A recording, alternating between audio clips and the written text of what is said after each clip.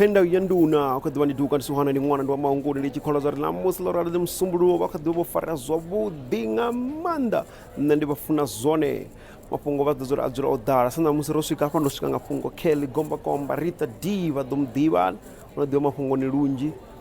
nkazvibuya humwe adiambira zvivi pedzi as one hell of a hustler, as one hell of a queen. She never gives up. As muthu unosokora ngori nyori mini nyoita spio nende kuti latathabula ni muthu unozura kushuma ojena ka social media sikuyamba zori kudobvisa bugu nga mwedzi wa June ntono mwa akumborei bugu yawo ready ndi bugu ne akobizopfi Hustler of a Black Woman. He bugu sikara to zamori yambe naye endra sikara konombedzana naye achikori buzori he bugu ido ikosedzana na ngarori mini ikosedzana ndela yawe yazo muzika ubva he athoma hone musi achikothoma company yawo ubva fasi ido ikosumbesa vangori vasikoni vafata mimuyani vakhwatha muyani uri vadhive uri chimwe na chimwe vangadhiitela vone vane vasingotolendera mumwe muthu vadhitembe build that confidence of hustling. So ndi bugu nadosedzana nazvo izvi namusi kozana muramusi akushuma kha dziclub hanefha clubuni uri usikoni yavo uri ukhokona utika company yawe heinoni ya Rita D Entertainment uri usikoni yavo hone namusi uri azvingosikora zvoiteyawo oshuma nga manda achiima hothe uri ukona uri heti company yawo isapoteye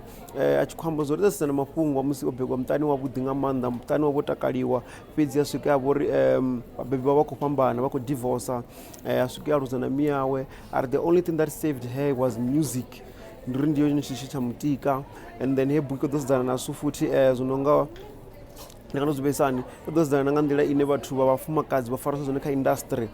unyadziwa nousasaladziwa musi vaka industry ya entertainment fedzi idothusa vamwe vanji vavafumakadzi na vamwe vanji vavasuwana na magomba komba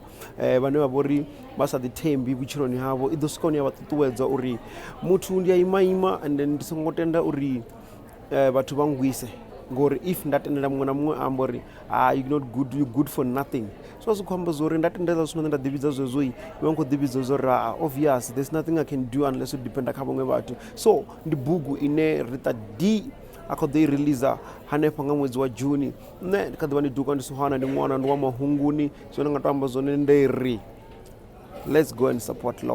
local music. It's available www.vanrapradiostation.co.za. The music wa mahala pedzi shop ya music wa rengisa is coming soon. Rikadilwa nazo rikadizanya mafungo vasidozoro na milaya unamini